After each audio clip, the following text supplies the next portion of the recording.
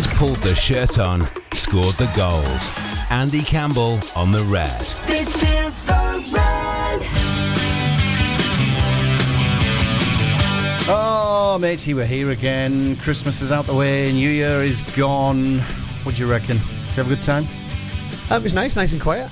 I'm glad it's gone, because it's sometimes just all that hype for 1 or 2 days just gets in the way. Yeah, as an adult, as a kid, brilliant, but as an adult, no, not so good. You no young kids anymore? Yeah, I've still got young kids. Yeah, but okay. it's more tiring. Yeah, it's tiring. Good on you. Tiring. Excellent. Well, it's Andy Campbell, live on the Red across Teesside on DAB radio, smart speakers, online, apps, all that sort of gubbins. If you want to get your comments through, you can, 0330 043 2002. We're live on Facebook. We are live on YouTube. Yep. We're live on the radio. Yep. So you can stick your comments in. Comments on Facebook Live, on YouTube. You can also WhatsApp Andy on the radio station studio number. The WhatsApp number is 0330 043 2002. That's 0330 043 2002. I don't know where to start. I'll tell you what, why don't we start with Keith Lamb? The news broke a few hours ago about the passing of Boro's former chief exec. I thought, obviously the Red wants to offer commiserations, deepest sympathy to Keith's family and friends.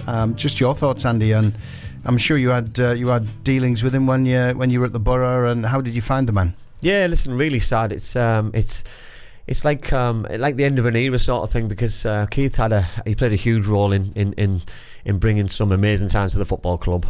He had a big influence on me as a young person. I played with his son, Chris, growing up as a schoolboy. So I've known the family quite a long time. So yeah, it's really sad. When you hear those kind of news, you know what I mean, it brings it back a little bit about all the good times, and then obviously you start to have emotions as an adult, because you realise that the time does evolve, unfortunately, you know what I mean. It's really sad, and hopefully the fans can bring to light the legacy that he left on Saturday, maybe at the Villa game. It'd be nice to celebrate with a big crowd and the fans singing his name. It'd be nice. Yeah. I mean, he's a guy who I crossed swords with a few times when I was at Sky. Yeah. But I always found him, though you could disagree, I always found him to be pretty firm and fair. Very firm, yeah. And if he disagreed, he'd tell you he disagreed. Yeah. If he didn't know the answer, he'd say, "I'll come back to you," and undoubtedly he would do the work that was needed to find the answer. So whether in business you can disagree, you can fall out. He was always professional in his dealings. So, but a man who not just acted as chief exec for the Boro. I mean, it was the particular time of growth, and I suppose the way Boro was saved, he came in and spent about 25 years at the helm, steering the Boro through from those early days of. Playing at Hartlepool in the first game of the season after the gates of Essen Park were locked, and then seeing Boro move back into Essen Park to the Riverside, through the Robson era, all that sort of stuff. Yeah, listen, I think he's left a huge legacy for the great work that he's done. I think he's been through the good, bad and the ugly, you know what I mean? He's seen some amazing times. He's obviously seen the worst of the worst, and listen, the pressure must have been astronomical at times for him. It must have been unbelievable, you know what I mean? That they're probably seeing the club not progressing the way that he wanted to, the way that Steve wanted to, the way that all of his fans have always wanted to, the players, etc., and seeing players come and go, and seeing some amazing managers come into the football club because of the work that he's done as well. You know what I mean? He should have been very proud of the things that he's done for this football club. Yeah. Comments coming in already as well from the fans. So Damon's been on. Good evening, lads. Rest in peace, Keith Lamb. Thanks for that comment, mate. Keith Lamb was vital in bringing Juninho here. Just a true gent. It's so sad. Ian, rest in peace. Keith Lamb, Boro legend, heartbreaking. Never forgotten from a Darlington fan. So even our regular Darlow fans as well. Yeah, lovely. Remembering Keith. So yeah, as we've already mentioned, and we've also posted on social media, our sympathies, deeper sympathies, go to Keith's family and friends. Let's get on to football.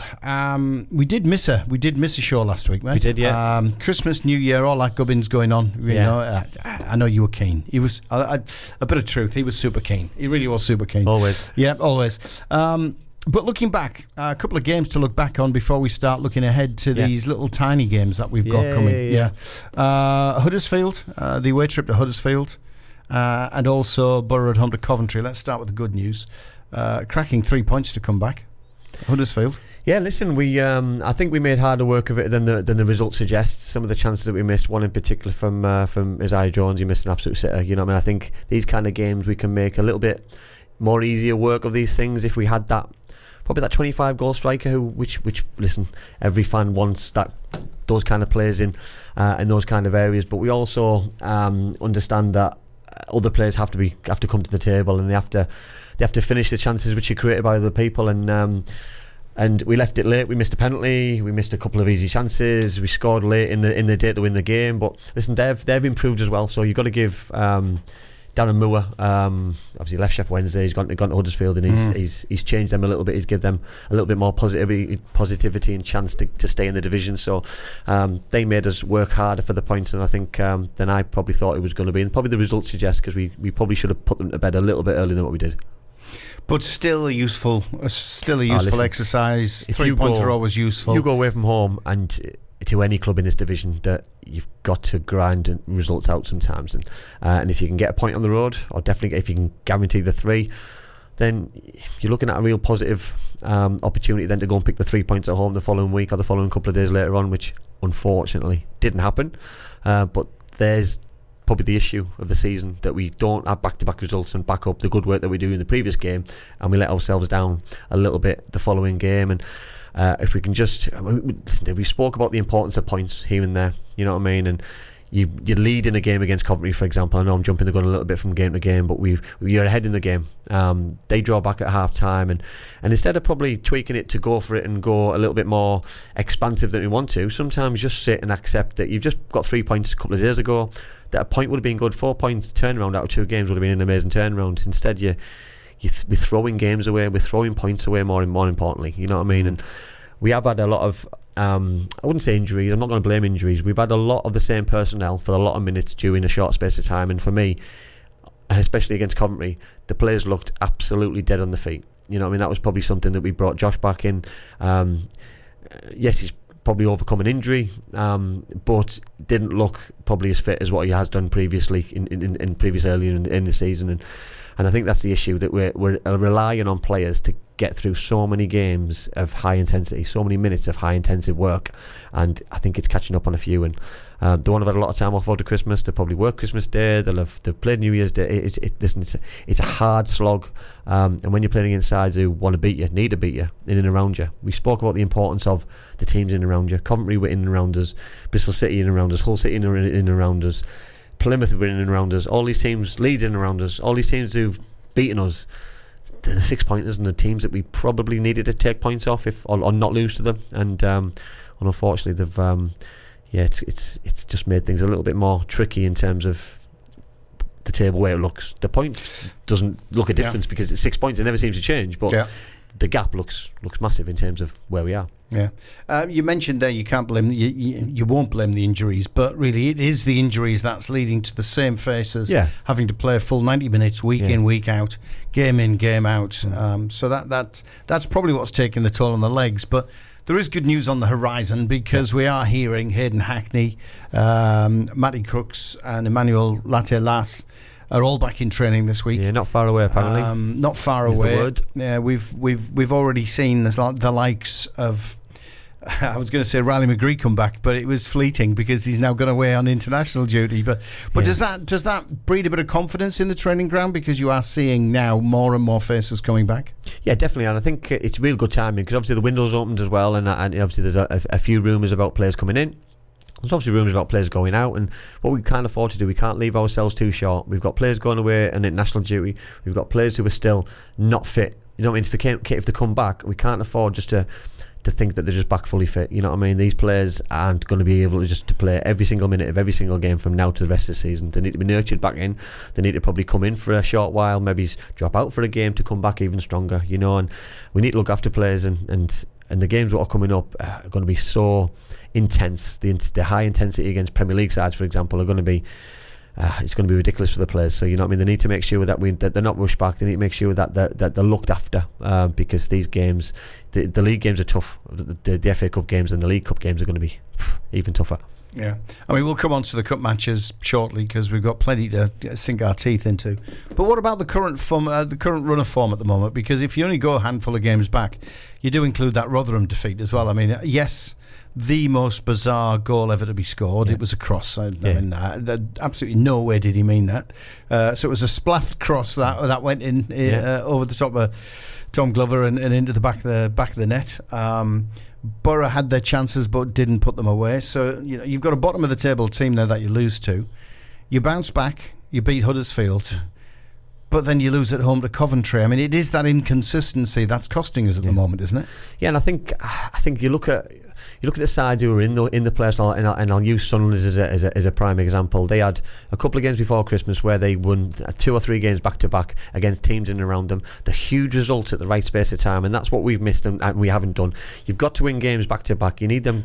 With 6 points behind, I'll give or take a point or two where we want to be, and if we can get back-to-back wins, then those 6 points can get clawed back very quickly. And sometimes when you lose a game, you can afford to lose a game, but you're losing the games at such the wrong time. We talk about that magic number about how many games you could afford to lose.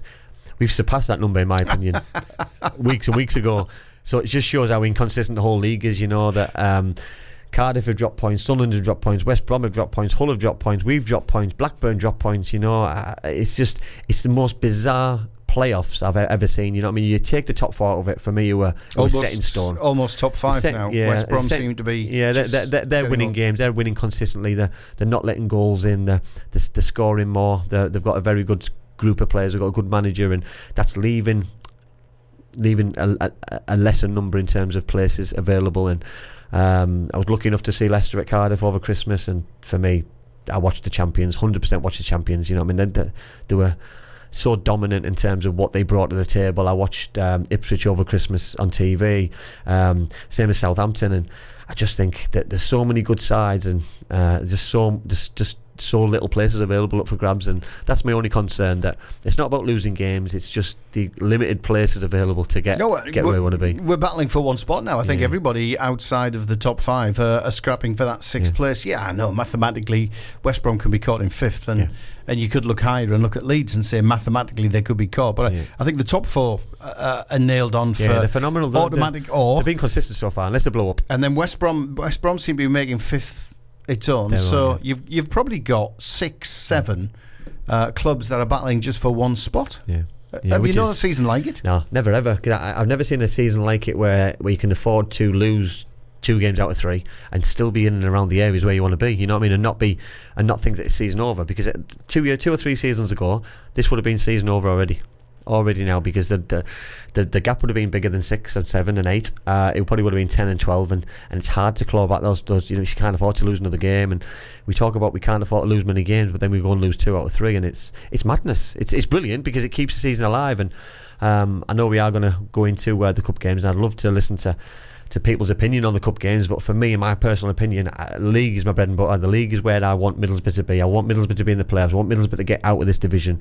We've been in this division far too long. We need to get the Premier League. I look at last season as our best opportunity.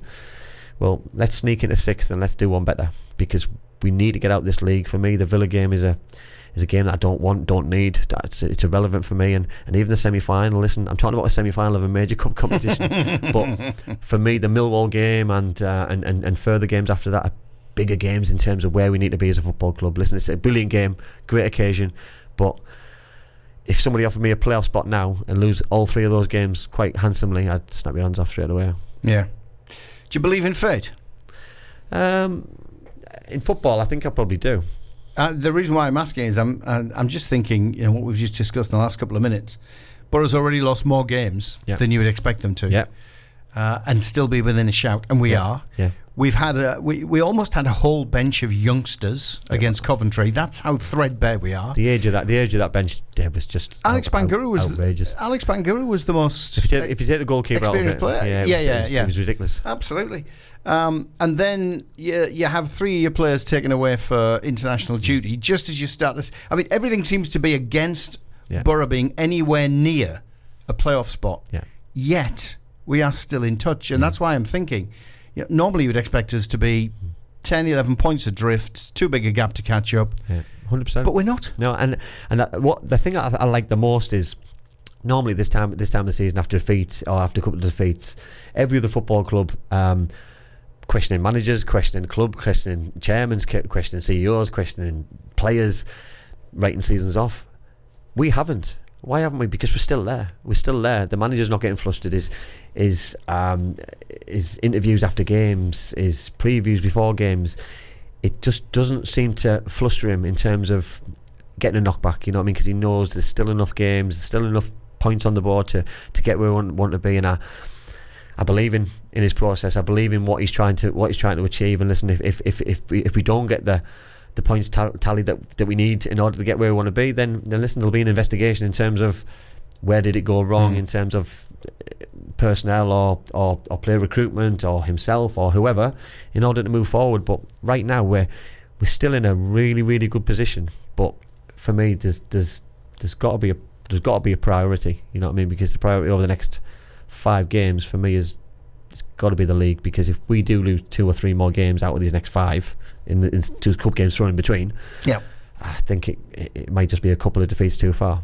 Well, we'll get into the cup very shortly. Let's get into some messages because people are sending them in. Very good evening, everyone watching. Hope you're well, having a great day. Happy New Year to all of you. Have a great 2024. That's from Ian. Happy New Year, everyone, from Stu Gawley. He's watching in BC. Happy New Year. British Columbia in Canada. Good to have you with us, Stu. Ian's come back, the Darlow fan. Steve Watson, Black and White Army. Come on, Darlow. Yeah. What got the job? Steve Watson got the job. Yeah, Steve got the job, which was for me it was a good decision. I knew Steve had gone for the job originally, and I was quite surprised that he hadn't got it the first time round. But listen, clubs sometimes make decisions for the right reasons or the wrong reasons, or the reasons that they believe, and they've got the right man in charge now. Hopefully, it's not too late in terms of saving their season, because they've got a lot of work to do in order to stay up. Martin, with a Y, has been in touch. He's asking the question, would Worrell be any good from Forest? I've heard there's a couple of Forest players. Have we got some link with Forest? Because we've seemed to have done a lot of business with them over the last... Villa. We seem to have do a lot of business with certain clubs, and which is not... I'm not complaining about. Forest have a big squad. Worrell's done a great job in terms of Championship. He knows the Championship. He's got promoted out of the Championship. He knows what it takes to get in the playoffs. So any good player available to have at our football club. Listen, there's been a lot of players who've been touted around, and some rumours are stronger than others, but listen, any player what comes from Nottingham Forest who's had that upbringing and had Cooper as a manager and got promoted the way they got promoted, listen, we need that kind of miracle. The way that Forest went up, we need that kind of story implemented in our football club, because we could be the Nottingham Forest this season. Who knows? You know, listen, that would be our dream. And late run, getting the playoffs, get the players back. A few faces. Azaz will talk about coming in. Probably one of a couple that may be coming in. That would be the dream. We gel in February, and then that's it. Steamroller through. There's always a team, Dave, who always nicks in and always does well. You know what I mean? Everyone who finishes third in the playoffs, or first in the playoffs, sorry. You know what I mean? Finishes third in the league table doesn't normally go up, because you know what I mean, they've been there for too long. It's like that chicken and egg situation. Do you like we did last year, do you risk players, do you push them on, or do you save them for the playoffs? And continuity, it's getting that fine balance. But it's always a team who finishes strongly right towards the end of the season. Normally it obviously does well. Yeah, tell you what as well, our inconsistency just keeps hammering me every game.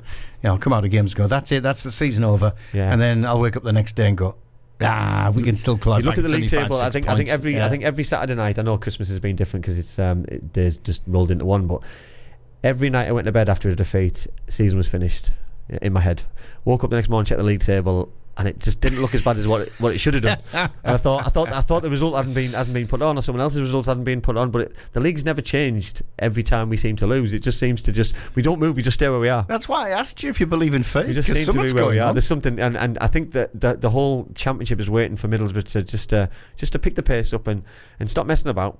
and just start trying, basically, and it's all going to happen. Just need to be patient, believe in the process. It's coming. Michael knows what he's doing. We believe. Michael We believe. knows. We have to wear the badges. We believe. Yeah, just like he was that knows. Miracle on 34th Street or something? Miracle at the Riverside. Damon, can we forget New Year's Day game, please? First half we were outstanding and then fell to bits in the second half. Do you know somebody called Anthony? My best mate Andy. He's one of our own. Andy Nellist? Oh, Anthony, I do. Anthony Nellist, there you go. Stu Gawley, if we don't stop shipping goals, top six is not doable. Ian James, Darlington FC, do a boost the budget scheme, running the club going forward. All donations will be welcome. Support dialogue. Good news on Mask, by the way. Mask have survived. It looks like they've dropped out the league. Good and bad news, I just yeah. read that today, that they've been saved as a football club, and next season they will be hopefully playing out in Northern League 2. So well done to everybody who's been involved, but obviously a shame for the players that they won't be able to finish the season in terms of with the football club. They'll have to go and Graham's moved on as well. He's moved on to Spenny, hasn't he? So him and Clarkey, so good for them too. Yeah, absolutely. So we wish Mask all the best, and wherever they will end up and play football. Damon, Finn Azaz looks decent.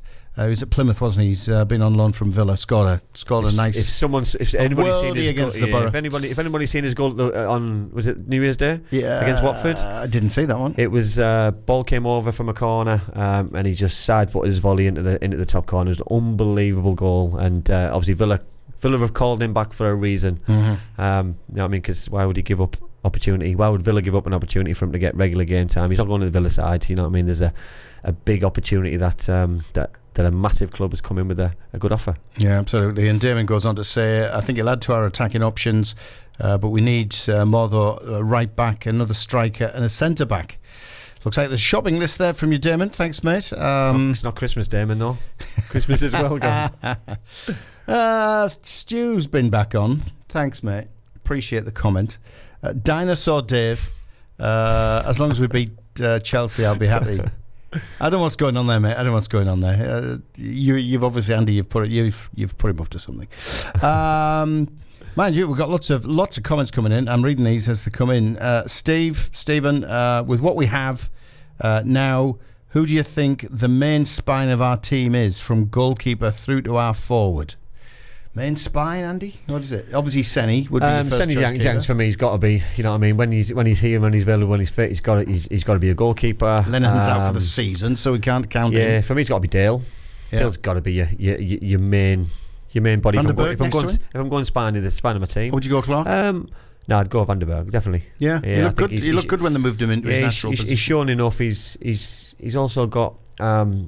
He's versatile. I think that's what I like about him. If you wanted to play in fullback, or you wanted to play him centre half, you wanted to play him as a 3. I think he's versatile enough to give what he can. Like moving in midfield, you know what I mean. You can't look past probably Johnny Howson and Hayden Hackney now. You know what I mean. Hayden's back. Yeah, Hayden's back, and Johnny's stepping up a little bit. That he's had a little bit of time out the side. You know what I mean. But he's come back in, and he's come back in and done well. You know, and.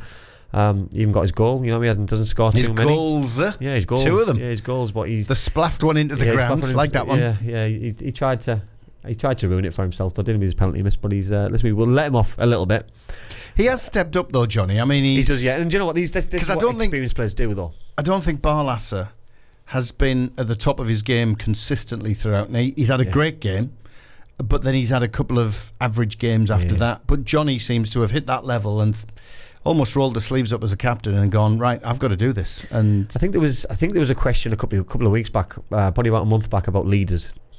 Who were the leaders in our group? And Johnny wasn't playing at the time, so I don't think we could probably put him in that bracket that he's a leader, because it's hard to lead on the pitch when you're not playing and you're not starting. But he's obviously rolled his own sleeves up and proved a huge point to the manager, huge point to the fans, and a huge point probably to himself, more importantly, that he's still good enough regardless of age and things, that managers gone down a different route. And sometimes when everyone's fit, players don't get an opportunity, but he's been put in back for whatever reason, because if that's injuries, then I don't suppose Johnny Howson will care why he's back in the team, but he's back in on merit. And for me, I think if Johnny stays in, we get the best out of Hayden, because we get more protection. And looking back at last season, when we have those kind of players who protect and sit and do that defensive job, it's not a pretty job, it's not a good job in terms of, unless you really like doing that job, giving the ball to players who can play. You know what I mean? The Robbie Mustoes back in the day when I played, those kind of players. What's an engine? You know what I mean? Who can run around and do the things that nobody else can do. You know what I mean? That it's not a job that it probably stands out to a person who doesn't understand football. You know what I mean? But there's a job that every team needs a Johnny Howson. Every team needs a Robbie Mustoe. Everyone needs those kind of players who win the ball back and players to play forward and play to people who can unlock a door for us, because Hayden can do that, but it needs to be 20 yards up the pitch for that to happen. And hopefully that might change our dynamics in terms of where we need to be. And if Josh can stay fit and get fitter and get stronger, because his goal at the weekend, his goal on New Year's Day was a Josh Coburn goal. Yeah, you know what I mean? Yeah. Fantastic ball, but if we don't put those balls in the box, he's not going to score those goals. You look at, we've been starved this season in terms of those kind of balls. Giles used to put them in regularly and put them into dangerous areas. Archie would do the same. Ramsey would do the same. Izzy's quality hasn't really been there consistently from the right, but listen, credit where credit's due. He's done it and he shows he can do it. He just needs to do it all of the time, because Josh will score double figures of headers alone if you put those kind of balls in the box, because he didn't have to put any kind of power in it. Everything was on the cross, and he used his attributes and finished fantastically well. His attributes, I like that. Good word, isn't it? Yeah, good word. Did you learn that for Christmas? Yeah, it was a Christmas Good present. lad. Yeah, good lad. Came out of a cracker. So that we've got Senny, we've got Dale, we've got Van der Berg, we've got Howson, we've got Hayden Hackney. Then what do you do ahead of them down the spine? For me, everyone knows I'm a huge Riley McGree fan. You know what I mean? For me, he's my 10. He is my 10. He makes things happen. He scores goals. He's electric. He excites every time he gets the ball. And I would prefer him just to be behind right now, if we're not bringing in a 25 goals centre forward, which, you know what I mean, I don't think we're that kind of football club anymore to go and splash that kind of money. Josh Coburn has led the line really well. You know what I mean? So for me, that is my spine, and I think it's a really, really good spine. And there's not many. If we can keep all of those players fit, flying for the rest of the season, I've got no qualms at all. We'll be in round 6, 7 and 8 going into the last game, if not already in it. You know what I mean? But having them, Riley's obviously going to miss the next potentially month of the season. He's going to miss some huge games. Josh has just come back from an injury. Is he going to be able to finish the season if he has got a long-term injury, in terms of what I heard he had a hernia? I'm not sure if that's true, but that would be, he's got to play as long as he can in terms of getting it sorted out. Obviously, if he's had an operation, I don't know. Obviously these things sometimes can get done without people knowing about them. Hayden's obviously come back from injury. Johnny Howson hasn't been playing. Dale's had a solid season in terms of fitness wise, you know what I mean, but notoriously has had a quite injury ravaged career at times. So and Jiang hasn't played the last few games. So I'm talking about our Spanier team. The majority, if not all of them, haven't played all season. So you're going to struggle in terms of winning games without your best players. And listen, every team needs their best players, need their spine in the team to play well consistently in order to get promoted, get in the playoffs, win titles, for example. But Middlesbrough are no different. You know what I mean? That the new players will freshen things up. They'll make us better. The spine might change in order for those players will be in our spine if they come and hit the ground running and doing really well. But we need consistent fit players and different options on the bench, because we know when we've got Greenwood coming off the bench, for example, we've got Jones coming off the bench as a rested player, having Lath coming off the bench or Josh coming off the bench, we've got options at the minute. And there's no disrespect to the young players, you know what I mean, but I think the manager's been absolutely spot on in terms of playing the lads while they're on the pitch, because expecting a young player to come on against a Coventry when you're getting beat at Rotherham, for example, it's so hard to come on from that, because everyone looks at stats and data from a Callan Kavanagh, for example, who all the appearances that he's had now for Middlesbrough in the first team, he's not scored a goal. Well, he had his minutes together. He's probably got about 7 or 8 minutes altogether. So the stats don't lie. You know, it's impossible to score goals if you're not getting any opportunity, any minutes. Right. You know, I'd like a couple of young players to be given an opportunity the weekend against Villa. For me, it's a free one. Let them play. I was going to ask that question, and we've got to come on to the cup games, but bearing in mind we're still threadbare as a squad, we're only just getting a handful of players coming back from injury, and they've been out for a few games. Is that really the game to be throwing them back into? Because you know what Hackney's going to be like. Yeah. You know, he's still got that exuberance of youth. He wants to prove himself against Premier League players. Yeah. He would throw himself into every challenge given the chance, and you know he could pull another fetlock. You just never know. Yeah. So do you almost write the Villa game off? As a player, you've got to be very careful. You know what I mean? You've got the Villa game on the Saturday. 3 days later, you've got the biggest game of the season in their eyes in terms of as a player. You're playing against a semi-final at home against Chelsea. 2 silly yellows, you're banned from the game. You know what I mean? So you're not. Are you going into the game right in terms of wanting to get stuck in, winning your battles? You're already on a yellow. Are you going in wanting to get stuck into a tackle? It's. I'm not saying players don't. You know what I mean? It's finding that fine balance in terms of what the manager wants or needs from the game. For me, it's Middlesbrough Football Club going to win the FA Cup. We're in the 3rd round. We're playing against the Premier League side. We could go and get Liverpool away the next round. We could get Man City the round after. We could go and get Liverpool the round after. It's you never know. So for me, I don't think it's a game that we need. I don't think it's a game that Villa probably need in terms of what their journey looks like this season, in terms of where they are. I'm sure Emery he'll be resting a couple of players because he's got a Premier League squad that he can dip into for a game like this. Yeah. And I think it's a free one in terms for them, because their bigger picture is where they are in the league, and for me, that's got to be our big picture, with probably the fallback on the semi-final. Imagine saying that as a Middlesbrough fan, but that's what it's got to be. You know, you can't go into every game just flogging players, because you know what I mean. Sooner it's going to the picture could get worse. You know, we aren't just losing players from injury. We're losing players for international duty. We're losing players through suspension. We're losing form. You know what I mean. We've got to make sure that we're ready for the games that we want these players ready for. And for me, give these young players give at least 1 or 2 of these young players an opportunity to see if it's sink or swim, isn't it? You know, I remember I got thrown in. You get thrown in as a young player, and you know, I mean, you might find an absolute gem here and then everywhere. It might be a centre forward, it might be a goalkeeper, it might be a fullback, you know. And I think sometimes you just don't know what the manager's plans are, but I'm sure he'll do what's right for Middlesbrough Football Club. He'll do right for the group of players, because he won't just be looking at the Villa game today. He won't just be looking at the Chelsea game. Yes, he'll want to win them all, because he's a football manager, and he'll want to be the best that he can be. But he'll know what his goal is at the end of the season. Will he actually want to win them all? I mean, you've got Villa Saturday, you've got Chelsea straight after, you've got a threadbare squad, and you've still got to get yourselves back on the coattails of the playoffs. That's an awful lot to ask. That's a huge ask.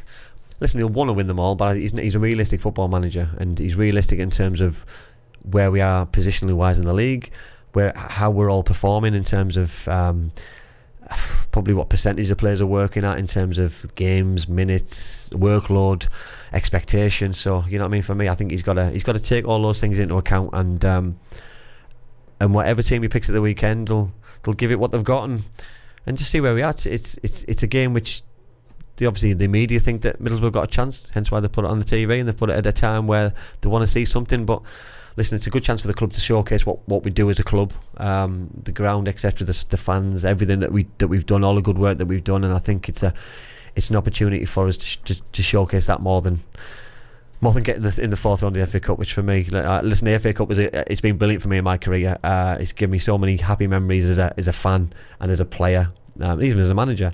So it's something that I'd never want to give up on it, but I think it's a game too far for Middlesbrough, I think, this week. I can't disagree, and neither can Damon, who says he agree 100% with Cammy. League is our bread and butter. Yeah, it's nice to be in the semi-finals of a cup and play Premier League sides. I won't be saying that Tuesday morning though when I get out of bed. Let's have a look. Well, we've got some more comments coming in here. Cammy, FA Cup final or make the playoffs and lose?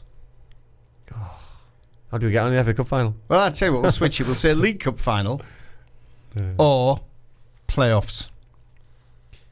Playoffs. Yeah. Playoffs all day long. Listen, if I knew the outcome of the playoffs and you're telling me that we lose in the final or lose in the semi-final, you've got to be in it to win it. You know what I mean? If somebody you've got to have that opportunity. You've got to get that game. You know what I mean? We should have played Luton last year, and I don't believe Luton wouldn't have lived with us on that big pitch on that day. You know, the players that we had at our disposal. You know what I mean? That was our real opportunity. But bigger and better opportunities sometimes surface at moments that you don't expect, and I'm hoping that could be this season, because the expectations don't seem to be as high as they were last season, which gives you less pressure. Means you can just go into games, just playing a normal game and doing what you need to do. And yeah, I'd take playoffs all day long, to be fair. Yeah, I mean it's the one that could get you into the Premier League after which all. is the isn't it? longevity. The longevity is It's worth a lot. It's worth a lot of money in terms of the longevity of the club. Excuse me, a little cough. Mind you, it has been said if the Boro get the final and play Liverpool and lose, and Liverpool get an automatic Champions League spot, like it's looking like they might, they might win the league. Yeah. Boro could end up in Europe. So there's almost a runners-up prize there. Yeah.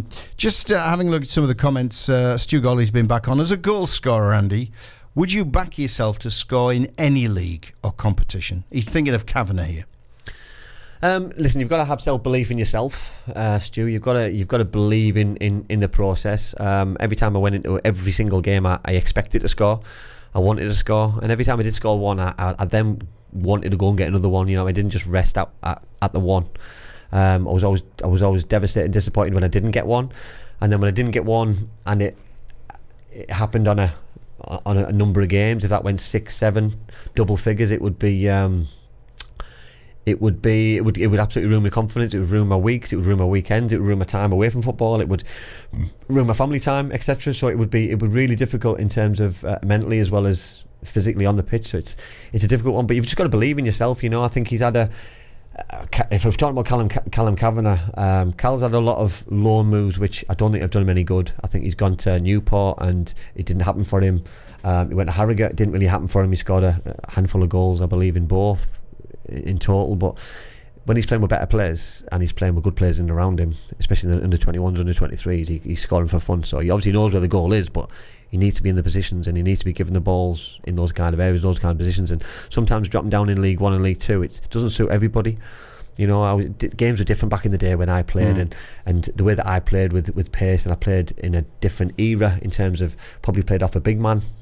Nowadays the formation is very different. You've got to adapt your game and things. So you know what I mean. I think we can, but players need to be given a chance. If he's going to be given an opportunity, he doesn't score, then judge him on his minutes per games per goals, not games per goals, because coming on for 30 seconds here and there, 1 minute here and there, it's no good for anyone. Don't even warm your legs up, mate. It's just, you don't want to come on sometimes. Listen, it's nice to come on. You want to come on. You want to break that duck. But yeah, for me, I used to hate it unless I came on for at least 10-15 minutes, if not a little bit longer. Yeah. And I've noticed Michael, he's doing that a little bit, isn't he? He's leaving it late to make subs. Very late, yeah, very late. And I don't know the methodology behind it. I don't know the reasoning behind it. I'd love to know it. I'd love to get my head around it. Why? Because he's obviously very successful as a manager and the coaches how they do it. But I just think as a player, when I came off the bench, especially, and I'll use my Cardiff time when Robert Earnshaw played ahead of me, that if I didn't get 15, 20, 25 minutes, then I'd rather not come on because I couldn't really get into the game. I couldn't really change the game unless it was a game unless we were winning, because then there'd be a lot more space for me to capitalise behind. But coming on to try and get a goal back or to win a game and to get the team out of trouble, I found I needed more minutes in order to do that, which is probably the norm. Comments coming in via YouTube. Mick has been in touch. 8,500 tickets still left to sell for the semi-final. That's shocking. So that's Mick's point. Our very own Rye from the footy, the North East Footy Breakfast Show. Our Aussie friend, our Aussie Boro fan, saying, morning lads. Good morning. Long time listener, first time caller. Okay mate, yeah, okay. Just wanted to know if Cam's trip to Cardiff was good, because I feel like the wife at home is thinking about Cam cheating on me with some Welsh club. Sending love from Oz.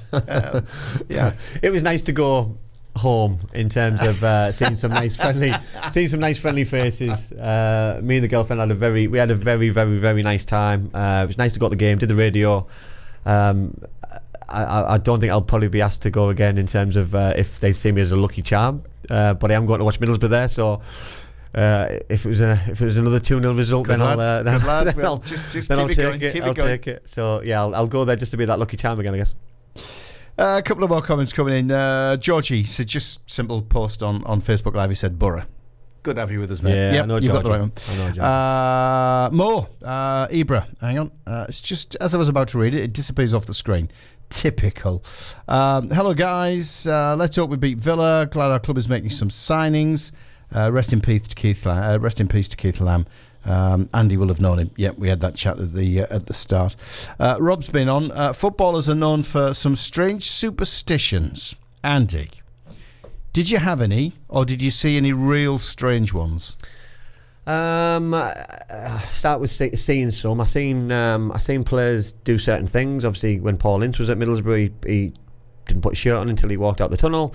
Every time we played Liverpool, it was people touching this is Liverpool sign as you walked out of Anfield. This is Anfield. This is Anfield sign. It was like on the roof, wasn't it? So people, and as you went down to go back up, it was in quite a strange place. So I don't know. I didn't do it out of respect to touch it. You know what I mean? I've seen a lot of players from opposition teams and home teams do it. I thought don't touch it. Just disrespectful. I tended to if I had a good game the week before or the weekend before, I would replicate what I did the following week. So I think there was once at Cardiff that that I went to the next door neighbour to pick something up, and she cooked me a nice curry to have after the game. So I took it in, and then because I had a really good game, I went to see her on the Friday and asked her to cook me something again tomorrow. You had a good game, mate. Yeah. You know what I mean? So it didn't work though. So I quickly cut that out. So yeah, it didn't always work. So I don't always believe in them. You know what I mean? People who put the left boot on before the right boot and do certain things. But if whatever works for you, you've got to do the same thing again. You know, and I think that's it's just part of life, I guess. Never mind just football. Tell you what, mate, it's a really good job. You did play well. You know, you get the next curry. Imagine if you played bad and you got a curry the night after, and she was a big Cardiff fan. You know, what she'd be putting it in just to get her own back on you. Exactly. So that's you can get your comments in. It is Andy Campbell, former Boro striker, live on the Red right across Teesside, DAB radio, online, smart speakers, apps, all that kind of gubbins. We're live on Facebook Live. We're live on YouTube. We're taking over the world. If you want to get your comments in, we've got a few minutes left. You can get them in. Stu, thanks, mate. Stu Gawley again. It was the wrong bridge, Andy. He's obviously on about that photograph. Yeah, it was. Apparently that was. The Newport Bridge in Newport, as in Newport in Wales. Oh, that transporter one. Same transporter one. That pretend transporter one. It's like the fake one, isn't it? It works. It's a fake one. That was doesn't at the moment. It's a fake one, yeah. So it's like being back home because there's so many similarities and so many things which remind me of home. So I think that's why I went there. That's why Lenny took me there. That's why Tony Pulis said it's Teesside reminds him very much. He was a Newport boy, wasn't he, Pulis? He was, yeah. Yeah, see, sometimes I know my stuff. Not all the time, but just sometimes. Let's get on to Chelsea. I know it's and as a football, you say we didn't talk about the game that's immediately ahead, but having two Premier League teams to play in the cup in what are two big games. Sorry, I'm going to subscribe to the fact that the League Cup semi-final first leg is bigger than an FA Cup third round game against Aston Villa. What will be going through the players' minds, knowing week in week out you're doing Rotherham, you're doing Huddersfield, you're playing those sort of games, and then all of a sudden Villa comes along, followed by Chelsea in a semi-final. What's going through the players' minds at the moment? You try not to look obviously too far ahead, but when in that Villa game do you start looking ahead to 2 days later, 3 days later, because your preparation straight away, once that final whistle goes on Saturday evening against Aston Villa, the Chelsea game just takes over, which is the biggest game out of the two by a country mile. And I think players will already look at that as an opportunity. Listen, we're one game effectively away from Wembley because you're one big, huge result. It could be 1-2, 3-0 win against Chelsea. You're nearly at Wembley. Whereas the FA Cup game is just so different. It's just there's so much ahead of us in terms of what couldn't happen. So for me, the game's far bigger game, and the players will know that. The players will realise that, and I believe a couple will be saved, rested, and nurtured in order to be ready for that game, because it's got to be given preference. It's got to be given preferential treatment because it's such a bigger game, and it's obviously Middlesbrough Football Club have got such a better record in that cup. So you talk about fate. You know what I mean? That Cardiff again. We were just talking Cardiff. Is it written in the stars? You know what I mean? Is this something ready and waiting already? You know what I mean? Because normally we played Liverpool in semi-finals, we played Arsenal in semi-finals. You know what I mean? Such bigger teams, bigger sides. Expectation to get knocked out over two legs, but they haven't laid a glove on us in terms of, you know what I mean, we were quite comfortable in all them games to go through. We were never flustered. So, mind you, somebody was telling me the stats. Be a tough one. The aggregate stats over the past I don't know how many games it was that we've played. It's something like Villa 8, Boro 0, and Chelsea 21, Boro 0. Yeah, let's forget them. Eh? It's not going to be easy. You know what I mean? Look at Chelsea's squad, manager, size of the club.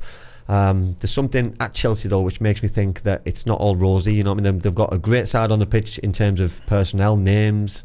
They all look good, but there's something not gelling. So if you're playing a Chelsea side, this is the season. This is the season to get them. This is an opportunity to see what they've got, to lay a glove on them in the first leg. But we have to lay a glove on them. We've got to get at them. We've got to hurt them. We've got to really, really upset them to have an opportunity. We can't afford to be a little bit tentative and see what happens in the second leg, because if we're not careful, I looked at Nottingham Forest, Man United last year in the first leg, that Man United was game over. I think it was 4-0 or 4-1 or something. And what we can't afford to do is go a little bit too gung-ho, but at the same time not try and win the game, because you know what I mean, Chelsea will be a lot stronger at home, and the expectation will be that they'll attack a little bit more, probably going down to the bridge than they will at the Riverside. Just another comment coming in from Rob. With the Chelsea saga happening so long ago, do you think that the players will now pick up on that rivalry, or has it just left us old enough just to remember that? I mean, that rivalry between Boro and Chelsea, the couple of cup finals in what was it, 8 months or something ridiculous. That's not going to play any part now. It's too far gone, isn't it? I don't think with the players. I think with the supporters, and I think with the media, and I think coming up to the game, I think a lot of people make a big thing of it, and I hope they do, because I think the players need to know the importance of it, and I'm sure they will do come Tuesday night, because it's a huge game. Dare I suggest, the last time we played Chelsea over 2 legs, there you go, mate, have a cough, that's fine. Yeah. The last time we played Chelsea over 2 legs at the Riverside first as well, was that not that small matter of relegating Chelsea from the old First Division and the Borough taking their place in the top flight. Yeah. I was there that day. It was frightening on the pitch when all those hoodlums. I can imagine. I was a wet behind the ears football reporter for local radio, and I run down with my tape recorder, get halfway across the pitch to start my interviews, and I hear like a herd of elephants. Turn around and there's all the Chelsea nutters running across the pitch. I think the history is huge. You know, you can go back the FA Cup game when Di Matteo scored after, I felt like straight away off kick-off on it. It was 48 seconds that or something, wasn't it? The time when they beat us in the Coca-Cola Cup. I think Eddie Newton scored the second goal when Ruud Gullit was manager. When Tony Rodrigo scored. There's so much history in my lifetime that Chelsea have absolutely ruined my love for any London team, especially any in blue. You know, and I think there's so much hatred in terms of for those reasons. And as a young player growing up, you understand that. And I think for the Dale Fries, for example, you know what I mean, for the young players who will have that Chelsea memory of the FA Cup and Di Matteo and have the other memories, I think hopefully they'll be able to have that final word in the changing room to put a few memories to bed, because sooner or later that memory has got to be turned over and turned around, and someone's got to leave a legacy, and a different legacy. You know what I mean? At the minute, Chelsea can't keep on dominating and being that voodoo club. You know what I mean? Because at the minute, it seems like every single club that we play against is a little bit of voodoo club. I talked earlier on before we came on air that Coventry City have. I used to like Coventry when Keith Housen used to play them, because I knew Keith from the North East, and Keith scored the FA Cup winning goal for Coventry City, and I used to have a little bit of affiliation. But scored both heads, didn't he? He scored an own goal, and he scored the winning diving header, didn't he, against Spurs? But then what Coventry have done to us this season for 2 games, and then last season for 4 games, I absolutely detest him. So you know, they're starting to become my new Chelsea. Okay, we'll finish on this one. Villa's next. Yeah. Do you throw it away to protect the players where you need to, i.e. don't rush Hackney back, or latte lath, maybe even start looking at resting a couple that's been playing so regularly? Do you almost throw that game away to protect the Chelsea game? I don't think you can go as gung-ho as what you probably would have done if you didn't have that semi-final on the Tuesday. If you had a full week's rest and you didn't have a midweek game, you didn't have a huge game on the Tuesday, I think you could probably take a risk and play those kind of players for an hour to get them ready for Saturday. But because of the magnitude of the game which you've got on the Tuesday and the size of the occasion, for me, you can't even take a risk on those kind of players. You can't. For me, it's too big of a risk, because you play them and it doesn't have a positive outcome, then the miss Tuesday, because the turnover of a game between Saturday night, which is you're losing a couple of hours as well, to then Tuesday, players who take a knock are going to struggle. So anyone who's come back from any kind of injury might have muscle soreness and stiffness, or any kind of recurrence of an injury. For me, don't take the risk. It's not worth it. Youngsters, Like to Cav? Yeah, look, give Cav a chance. What a chance against Villa. McCabe be given a chance. AJ Bridge, Cav. You know what I mean? For me, let's have a look. Even if it's half a game and the split between two players, give them an opportunity to play. Let them have that experience to platform themselves on TV.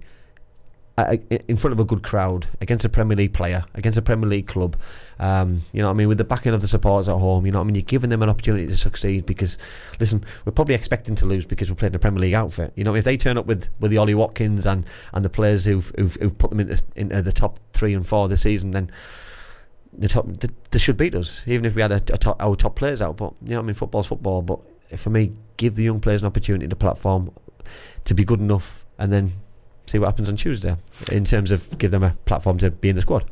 And if we happen to beat Villa, then hey, fantastic. We're in the 4th round. We've got another cup run. Andy, tremendous. We'll call it a day there. Thanks for everybody for your comments. Thanks everybody. Thanks for coming in, mate. And let's keep our fingers crossed for what could be a rather eventful 5 or 6 days. Yeah, listen. I think next Thursday I think there'll be a lot of stress, hopefully a lot of happiness. But if it's not, then we go again for a tough game next Saturday in the league, and look forward to the following Chelsea game. But nice, it's going to be a good week. A good week indeed. Cheers, Andy. Thanks for all your comments. And I've got to mention something we're doing this weekend, because we need some explanation for Boro fans, because across the 3 radio stations, the Tune on Tyneside, the Cat on Wear side, and also the Red, of course, here across Teesside, we're going to do a bit of a 7-8 hour special at the weekend. We'll start at 12 o'clock. Rise with us, our Mad Aussie fan, from Boro fan from Australia. We're going to be doing a watch along of that other small matter of a northeast derby. It's a friendly pre-season game, isn't it? Pre-season friendly, yeah. That's happening at I was going to say Joker Park, the Stade de Lune, where they've turned it into. They just rolled the red carpet out for Newcastle, haven't they? And then obviously we'll do our stuff in the Six Medals. So we're going to be live in the Six Medals with the build-up to the Boro game against Villa. And then Rye will be doing his watch-along against Villa, so the guy's not going to sleep over in Canberra. But that's what we're getting up to. We had to give it a plug. Andy, thank you, mate. And we'll catch you very soon. My pleasure. Thanks, everyone. Cheers. Forget the Mackhams, forget the Mags, Smoggies and Proud. This is